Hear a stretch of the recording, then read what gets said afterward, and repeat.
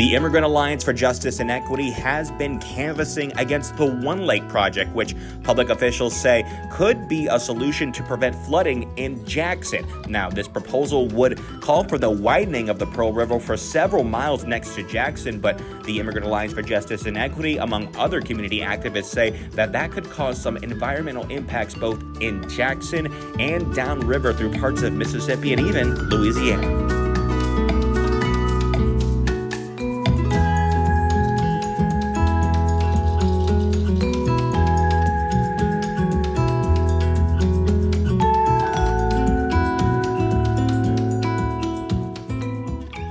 So now we're joined with Lauren and Crystal, our young organizers over here at the Immigrant Alliance for Justice and Equity. You guys just finished a very busy afternoon into the evening of canvassing out in Jackson for the One Lake project. I guess we could start with Lauren.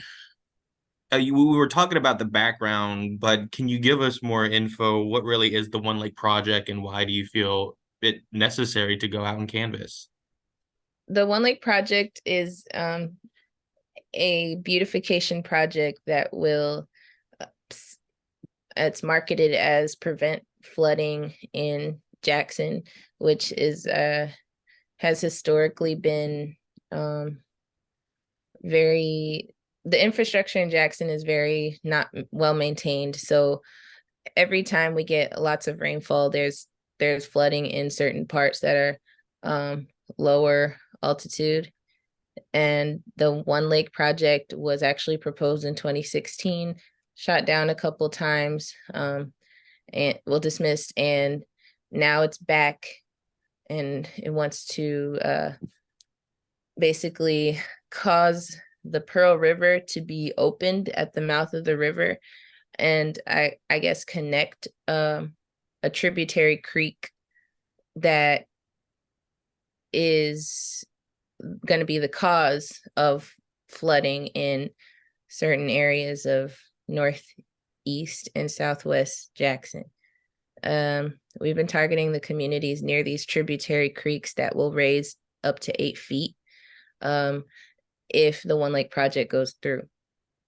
And there's a website called pearlriverkeepers.com that actually lists the information and why the One Lake project can be so harmful to the environment, to the wildlife, and to the residents of Jackson that live near these creeks and ditches. So yeah, the reason we went out today to canvass wasn't really to educate, because most people knew about it already. And we were trying to get them to sign a petition so that it can be stopped again. And then, Crystal, I'll ask you this question. What was it like being out there canvassing with other people, canvassing against the One Lake project? How many people were out there with you guys, and what was it like? I know you were mainly aiming for the petition, but educating people if you needed to and things like that. Honestly, it was I was very excited to go, and I was really glad that we had like various types of people, like different backgrounds. I know we had like a mother that brought her child. Like Lauren said, we have an artist and like someone that was doing journalism and stuff like that. So it's very, very important for us to have a diverse background, to have different types of people. Of course, it's also important for us to make sure that we have people that speak English and that speak Spanish. So that was amazing having those people there, because like some people may be more open, I would say, to talk to people who look like them, who speak the same language as them. At the end of the day, we're trying to, you know, not necessarily educate them, like Lauren said, because a lot of them already know. But like, if they don't know, then yes, tell them basically what it is, and encourage them to sign the petition, which at the end will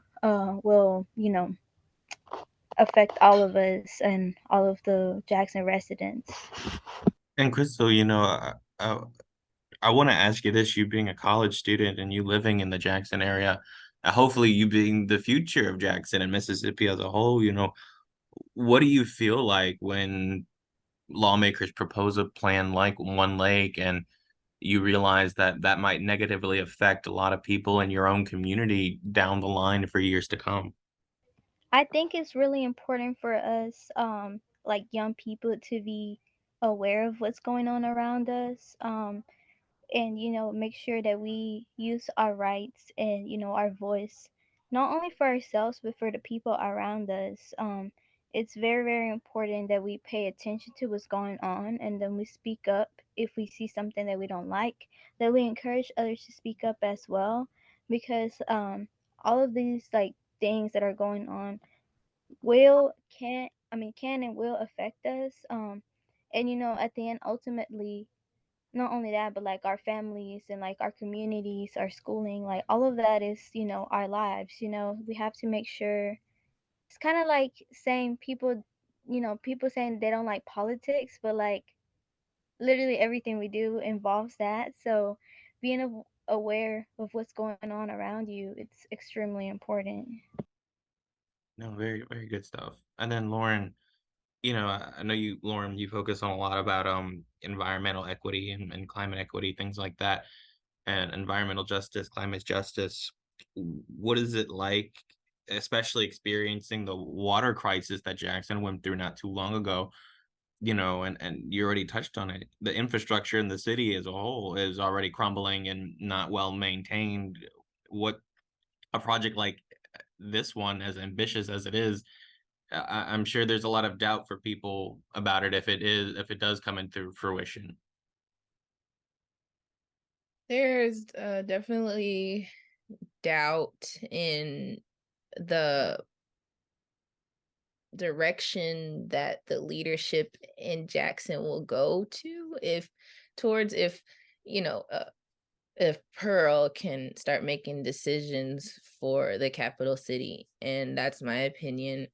Honestly, this will affect most of Hinds County, which includes Byram, but it also will affect Rankin County. It will affect Louisiana and places in the Gulf Coast. So I think that um, climate change and climate justice is not being taken into account by the One Lake Project commissioners. And the fact that with each rainfall, wastewater gets backed up. You see it driving down the street, how things aren't taken care of, like the manholes or the sewers, the potholes. Um, it's becoming apparent that the infrastructure in Jackson isn't a priority for Mississippi anymore. Um, not I'm not speaking for all Mississippians or Jacksonians, but definitely the things need to be reassessed to if we want to, keep Jackson beautiful and not make every every other like district a flood zone, because it we already know that the world is on track to get hotter. And if we flood out, the wildlife, or we mess up the structure of things by passing this project, I just don't see how we can come back from that. And um, I guess it's all in the name of modernization or industrialism. But for me, it's disheartening. And Lauren, have you heard of maybe any other solutions to help with the flooding issue? Any better solutions as opposed to just focusing on the One Lake project? So yes, there is a better solution. There are alternatives to the project, and they are the two best that we want people to sign the petition to promote are the alternatives A1 and CTO. CTO is the combination plan. These will prevent damage. These will cause the least amount of damage to the wetlands and the wildlife habitats, and prevent the construction of a new weir, and would not create a lake. they would address Jackson's flooding in the Tributary Creek neighborhoods. And in the end, it is, sorry, that's my dog. It is up to Michael Connor, who we're urgently requesting that he take action and choose the CTO combination alternative, because you can only choose one. The CTO combination alternative is a combination of the two alternatives, which there are 3 alternative plans as opposed to one lake, which the Mississippi Army Corps of Engineers is assessing right now. There's going to be a town hall this Saturday at 9:30 a.m. at the Old Colonial Heights Church in Ridgeland, where community members may come and submit comments or just speak on behalf of their neighbors about why they don't want to see it happen or why they do want to see it happen. Because remember, there's lots of people who are for it, but there's also a lot of people who don't know anything about it still. Gotcha. And then Crystal, I'll end on you. What is the organization going to look like going forward? Canvassing, maybe getting more college kids involved, younger people involved. What do you see that vision is, trying to get those, especially young people's signatures on that petition? Currently, we're trying to reach as many people as we can, especially, like not only, community members, but of course them, because this will affect them the most, but also like, nationally and stuff, because we can literally break down why, this project is bad for the community. Like, because it's like there's proof behind it, like science behind it. It's actually been stopped before, and it can be stopped again, or kind of like Lauren said, use other alternatives that won't be like as damaging to the community.